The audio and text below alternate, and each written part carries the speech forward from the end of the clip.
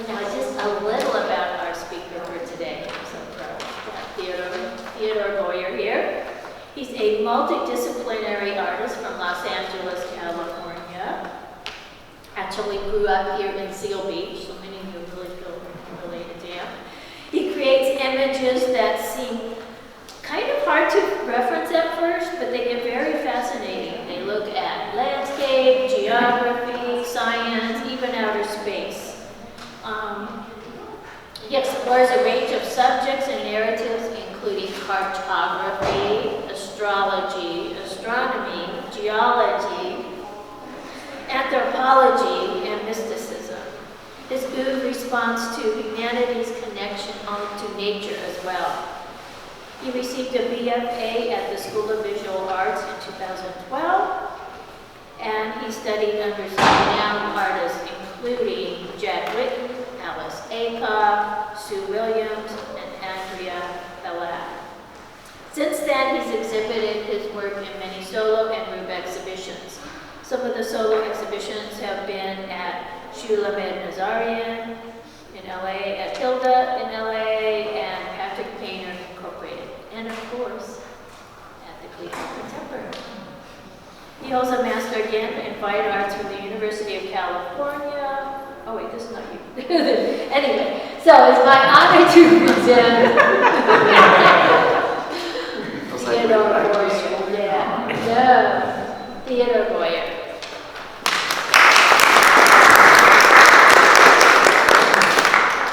Thank you for the introduction. Appreciate that. Yeah, so this piece is it's called Transcendence 4, and the idea for this body of work came from me leaving New York, coming back to California after spending a decade there, being educated there, and living, and having seen not seen the landscape of the country before, really, in the middle, just going from east to west coast. So it really, instead, I've flown obviously back and forth many times, but driving really gave me an insight into this country and the land and the origins of this land, and the diversity of it. And so this work was inspired by that, and coming from an artistic background and not a scientific background, but being interested in these topics, I sort of create my own understanding of these landscapes, which I think most people do. Most people have an emotional response to certain landscapes, be it familiar landscapes or something that they've never seen before. There's always whenever you go back to a place after not being there for so long, you have an emotional response to it. And each person is unique in that sense. So this series is about that exact thing. And simultaneously, when I'm working on these paintings, I call these transcendental landscapes. They deal with the ideas of the earth and the cosmos, and how they're in conjunction. As far as humanity has ever existed, there's been concepts about this, as above, so below, and that was also another thing that we just mentioned, cartography and ancient peoples, and having understood how to navigate. And navigating in general, it was completely done by studying the cosmos and learning about nature and understanding, where certain flora and fauna grows and so on and so forth. And I feel like humanity in the current state of it has sort of lost a lot of those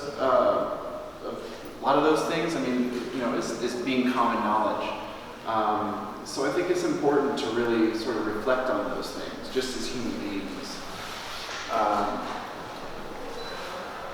And yeah, so there's also an idea here that Transcendence, the title itself, sort of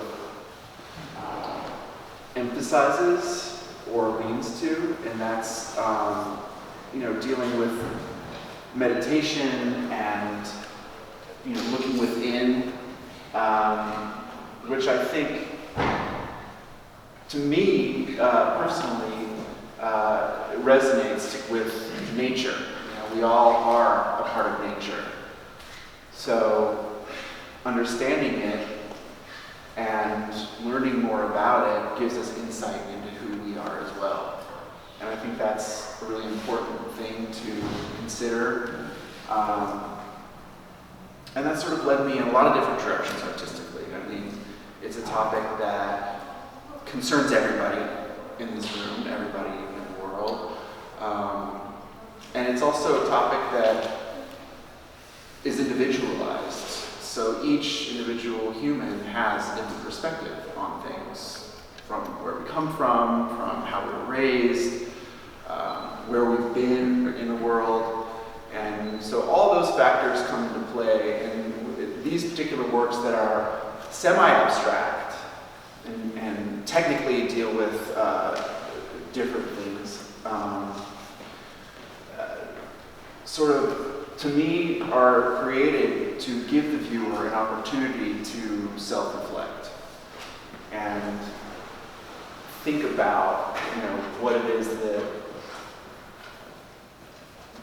inspires them about nature and about these particular landscapes, or what that reminds them of. I feel like there's always going to be a subtle, when you look at a landscape of any kind, in any style, at least for me, when you look at a landscape, you always sort of relate to it from a personal perspective. Like, have you seen this place before? Or I've been to this place before. And these are more abstract in the sense that they don't necessarily define a specific place, but they give you enough information to interpret it from your own experiences. And a lot of these gradations, each line, they're very specifically measured, and this all has to do with laws of nature. And, so I'm dealing with various colors that represent, layers of the earth that also sort of touch these layers that represent the sky. So it's sort of this conjunction in the middle where these landscapes and objects meet. And they sort of come to fruition through these portals that are in geometric, also have a geometric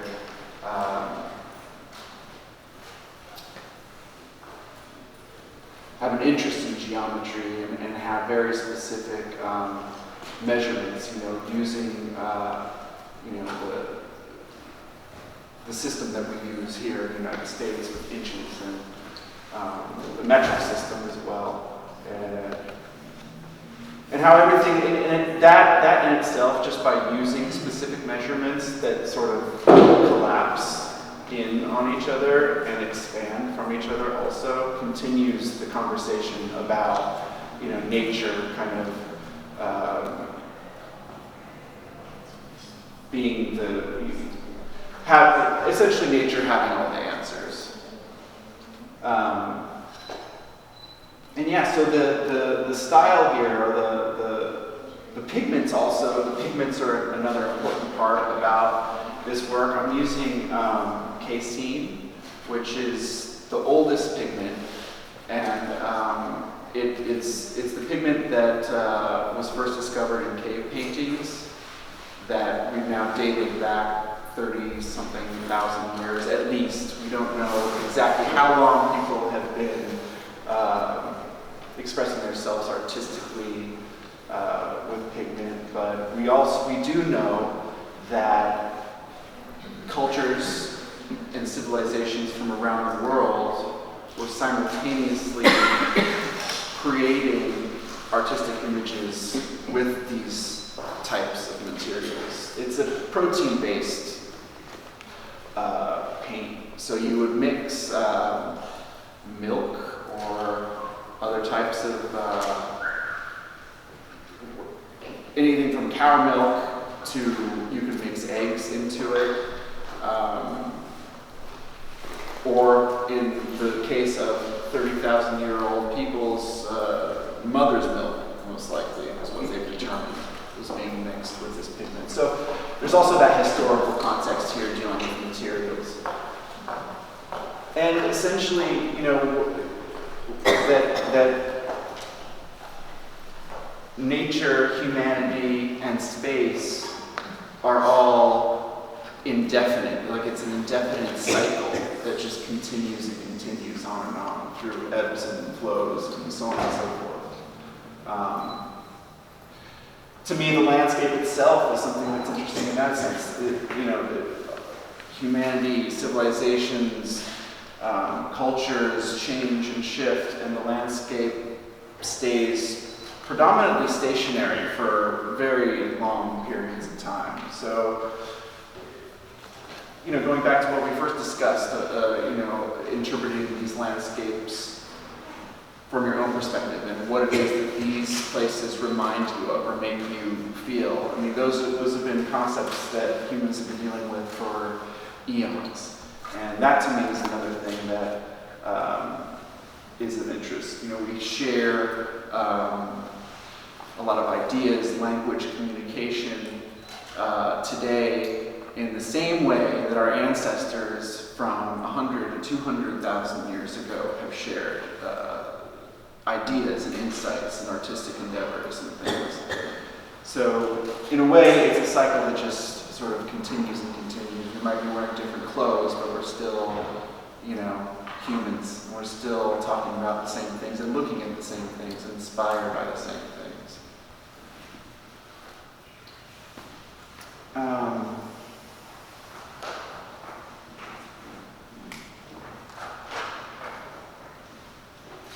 So this material that I'm using here is grout, and it's generally purposed for construction. You would use it to tile your bathroom or your pool or whatever. But I'm using it in this way that sort of represents the landscape. I mean, the materials are of the earth that are being mixed here. So it's ground rock, and I use an acrylic substrate that I mix with this material. So it sort of makes it more of an art material and a construction material. It has a little bit more flexibility and longevity. And using these techniques to sort of push different pigments together to create these sort of natural anomalies is also reflected in nature. So that's something that I think about when I'm making these works too. How the land itself was made, how mountains were made, or why they look a certain way, or all of these things sort of come into play when I'm dealing with this material. So I use a piece of plastic and I put the wet grout down and I sort of manipulate it through this plastic. So there's elements of chance happening here, but there's also techniques that I employ where it's all a very intentional thing. So these anomalies that happen are things that I've discovered through repetition of this particular process. And my earlier works prior to this body were same materials over the entire canvas as if you'd be looking at a landscape from an aerial perspective. So these would be looking at something from the earth perspective. So we're going back to the idea of as above, so below. from a perspective standpoint. And this was, for me, an evolution into basically repurposing myself onto the ground and looking at things from this perspective. And that's where the road trip really inspired that. Being on the ground and having flown over these places so many times and not having seen them from the ground, it's a completely different experience. It's a completely different perspective. And I feel very grateful to be living in a period in time where we, have access to air travel and we're able to understand things from different perspectives. And this is sort of a celebration of that. Yeah, you have a question? Yeah, was this part of a series? Like, did you do a big number of these? And if so, where is this in that lineup? I did an exhibition of these works in 2018 at Hildy Gallery, which is now defunct, but you might know who Hildy is as the Jerry Gogosian. Yeah. I don't know if you've heard of her, but yeah, so she now operates that Instagram profile. But she was a gallerist at one point, and we did a show where I exhibited these works and some sculptural objects, which tied in the theme of, these landscapes, these sort of transcendental landscapes, what I call them.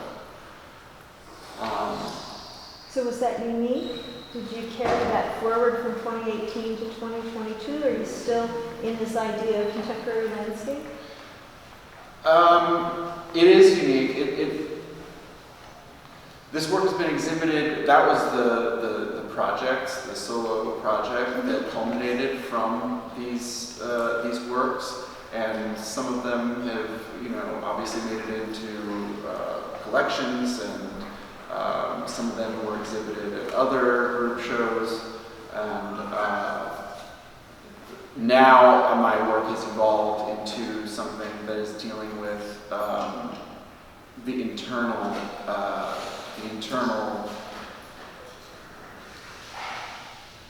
spirit, the internal spirituality,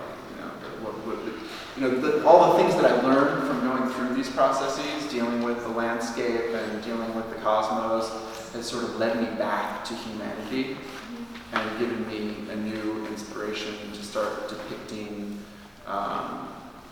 humans and figures. So I've sort of, started painting figures at this point. Thank you. Mm-hmm. Yes? What inspired you to use pigments and grout? How did you come about that? Before I went out on my own as an artist, I was an assistant to a group of artists, and we did installation projects where we created these environments. And so I familiarized myself with construction materials through that and making art out of construction materials, and I worked with a scenic painter who gave me some insights into how to manipulate these materials to create various types of objects. Yeah. I just thought it'd be interesting if you could explain, because you have these very straight lines, and very,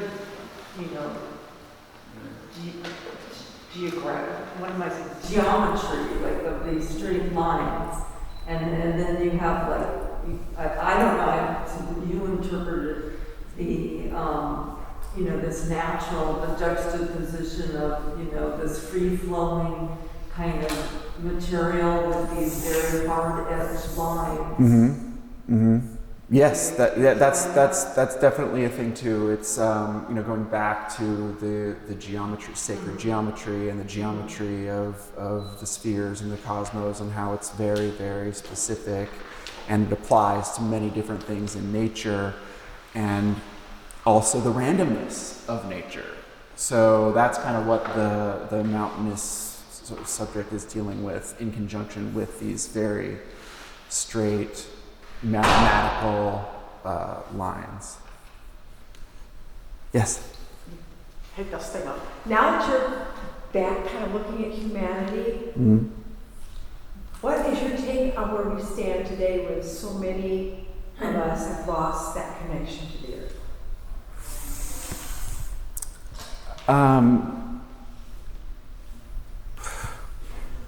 Well, I mean, as an artist, I'm attempting to give the viewer and people who are interested in it an opportunity to visualize something and to think about those things, through these visual imagery.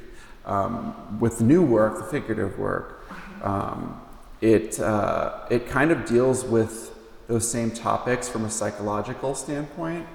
So, and the subconscious and the unconscious. So, going back to humanity and what it is that we inherently are is nature, and my work is an attempt to bring that to light. Yes?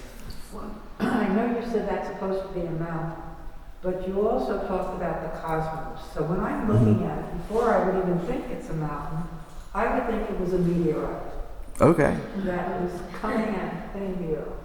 Yeah. And that was the feeling I would get from it. Yeah, I mean, that's certainly a possibility. Meteorites share some of the same materials as we have here on Earth.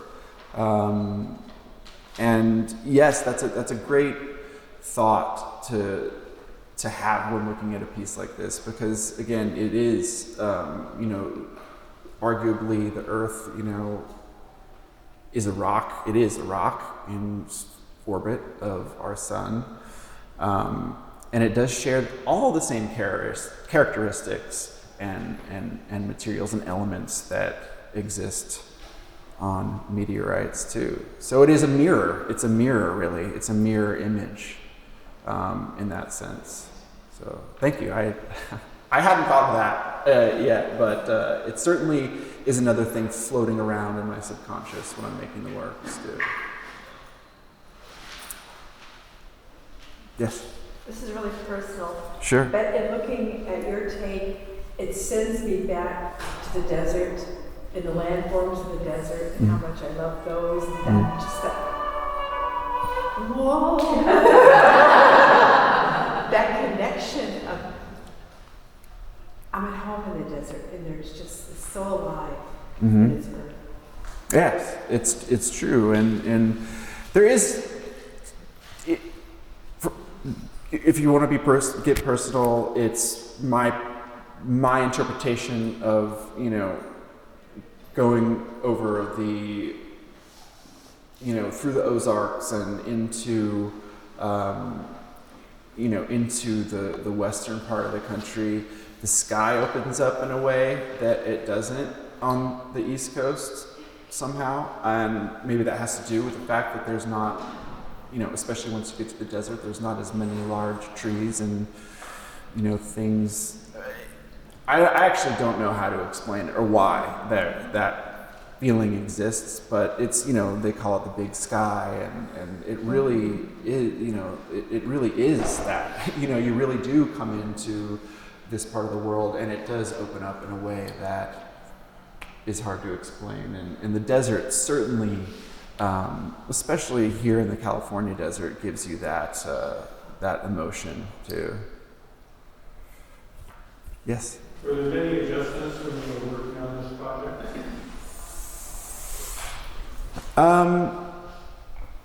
Adjustments meaning like, did I change the colors and things? Interpretation? How I start these things is I'll do a drawing or a digital sort of sketch, and so I'll go through various color combinations on a computer screen, and so I'll interpret it does change from the computer screen to the canvas or the paper, definitely, and that comes from the choice of pigments I use. It's not like a, you know, CMYK or something. And often, and I have an understanding of, you know, how much paint to mix with the magenta to get that, and so forth. So I understand that there's going to be a color translation. And sometimes there are like small changes and variations that come. This particular series, I feel like I've sort of had been doing it for long enough to really like understand what it's going to look like, sort of, you know, when it comes up. But yeah, sometimes it does. Sometimes it does just change completely in process. Yeah. Yes? If I heard you correctly, you said like the bottom was like the earth and, you know, the magenta is the sky. Mm-hmm. Is there a reason why you chose that color instead of what I think generally people think of sky is like blue? Sure. Yeah, I mean, the sky is blue in general, but there are, you know, certain times of day, sunset, various anomalies that occur in certain parts of the world where you get these very extraordinary colors. And so what reminds me of the West and the Southwest are these very sort of high contrast, sunset-like colors, and that's where the magenta in this particular piece comes in. Yes? I'm fascinated by your two triangles in one. Mm-hmm. And I'd like to know at what point do you put that into your picture? Is it in your original drawing? Yeah, it's in the original drawing, and the geometries here follow these specific patterns. This one is a combination of several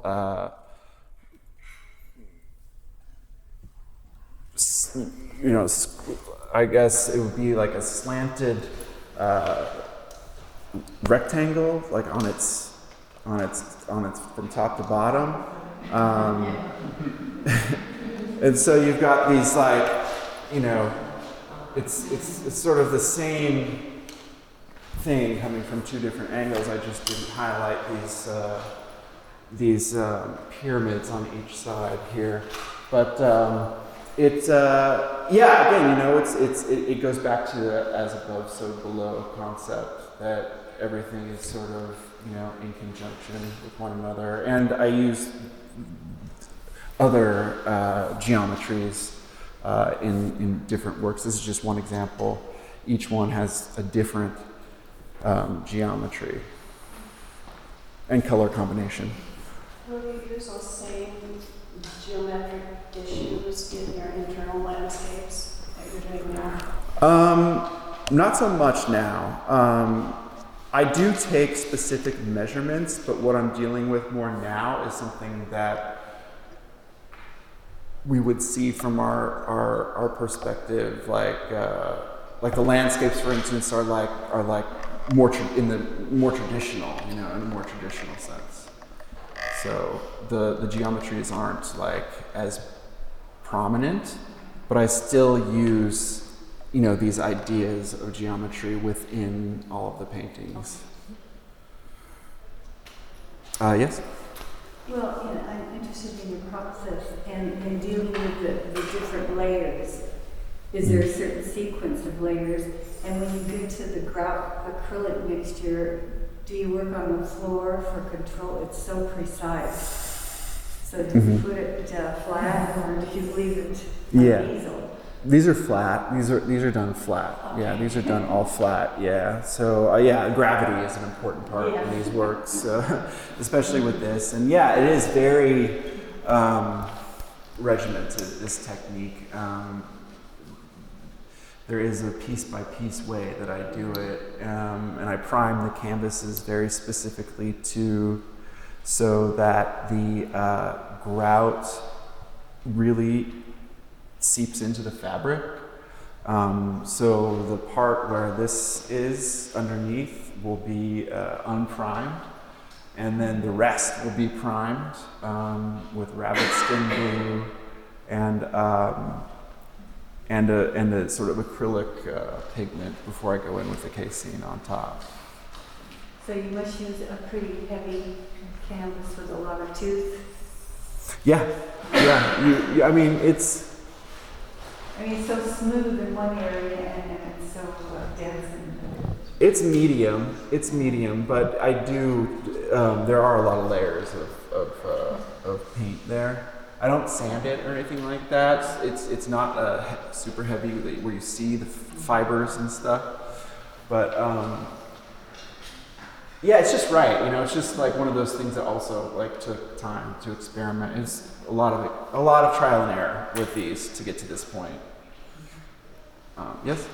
So one thing that I haven't heard you mention, other than maybe talking about the cosmos, is it has a really strong read for time.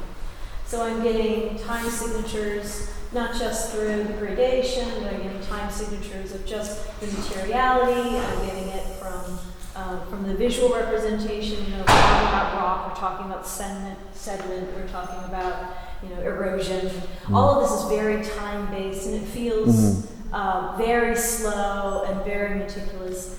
Is time something that you're thinking about when you're working through your process, or is it something that is something of a concern when you're thinking about the landscape? Time, to me, in the way that we view it in our current state of civilization, is linear.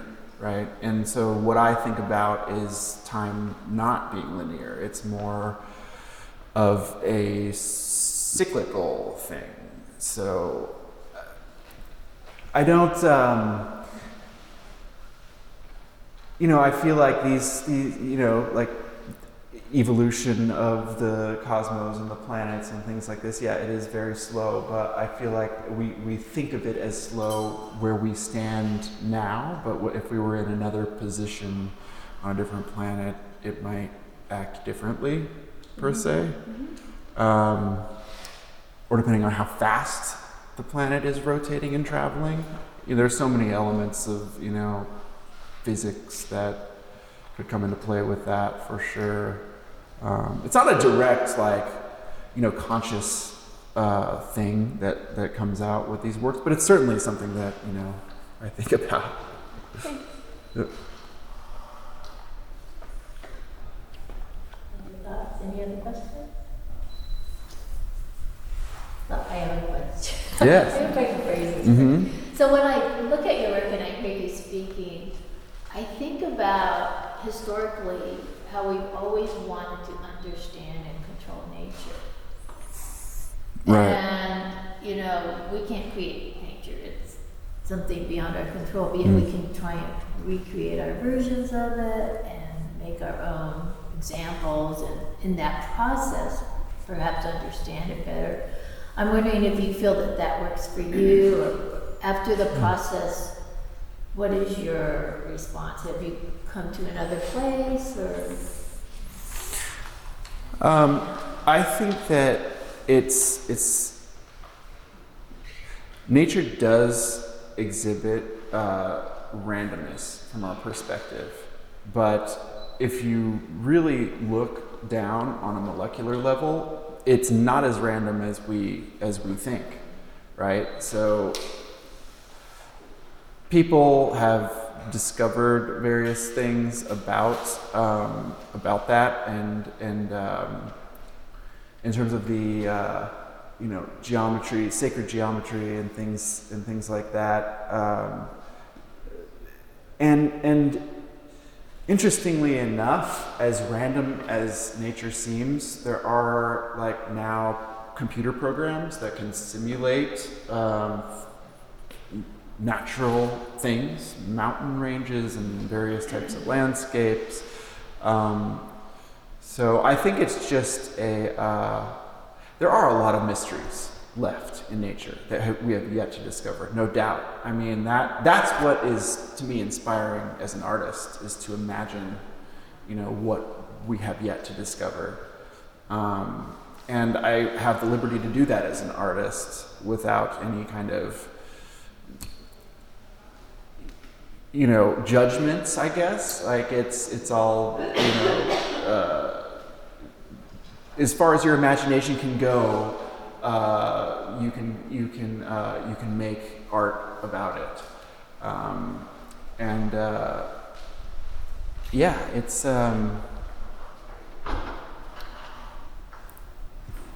that's kind of my stance on that.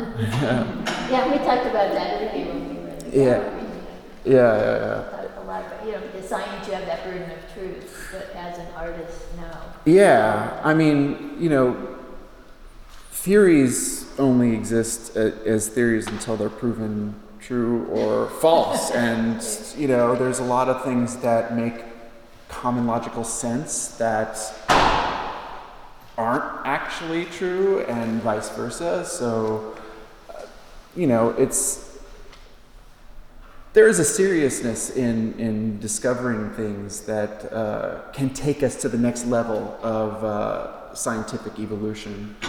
But in terms of how art goes, I think that using that level of playfulness and imagination that in some cases can be very rigid, in proving things true or false, in the sort of science department, we have a little bit more leeway as artists, I guess, to play with these ideas and kind of put it out there as just being, something that we, thought about in a dream or, those types of things. Yes? Since we're living in an age of some really dramatic instances of nature asserting its predominance over what man has tried to construct or imagine nature to be, do you see that with everything that's happening around the world with nature, do you see that creeping into your art at all? You mean how nature will always win? How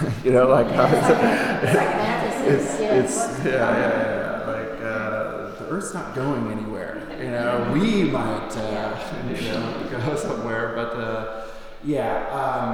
definitely I think that's an obviously very important, relevant concept and idea to deal with. I think the more we learn, the more we don't understand. I feel like the more we learn, the more we realize there is so much more. So with regards to that, you mean climate change and things like this that are occurring, that are creating these, mega storms and fires and things like this. I think that yes, there is definitely, humanity is definitely causing a large portion of it, but I also think that the Earth itself undertakes these things over time. The universe itself undertakes these things over time. It's so important that it's static, it's our world. Yeah, right. Like we dominate this world. It's like a very sort of arrogant approach to life, to how we look at each other, how we look at the planet and all the creatures on here. Sure, and then going back to how humanity at one point seemed to be a lot more connected to nature. Like that was just a part of their everyday life, was being conscientious of these things that we're talking about now. Yeah, which I feel like the conversation we're having now is something that we talk about, in an art museum or in circles where, these topics are commonly thought about, but you don't see these topics being discussed on like Channel 9 News,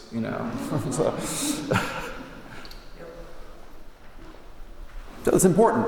It's really important. It's important to keep these things alive and keep people thinking and wondering and that kind of thing. So part of your job is to make us stop and think that you're doing a double thing.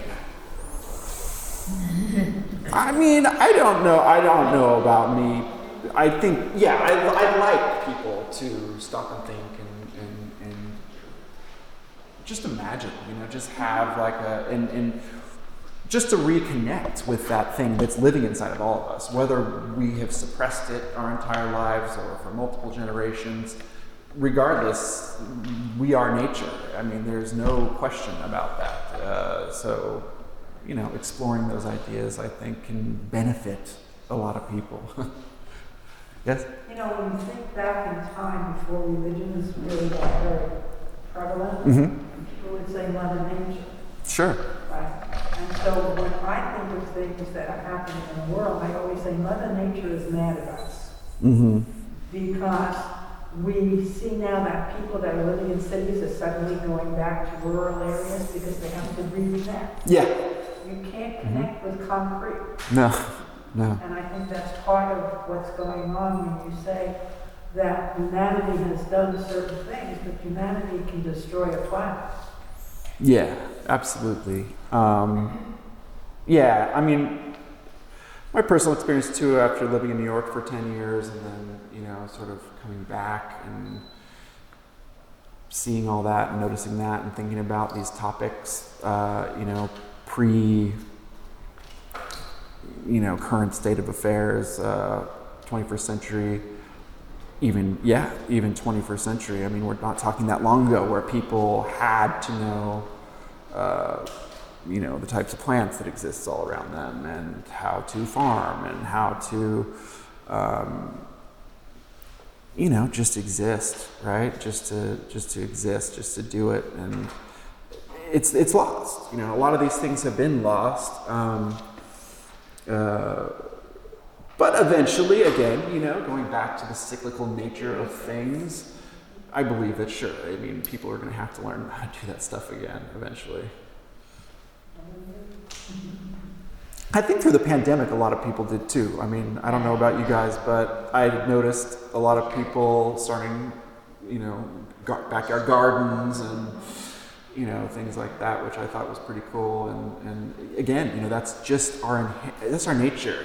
We can get distracted with like Channel 9 News or, this or that or whatever. But at the end of the day, like, the important things are, right here on the ground, in the earth, around us.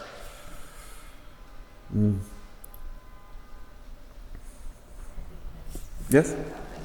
I feel like with those white triangles and the kind of the geometry you have, I feel like you're kind of letting us into the picture or into the space.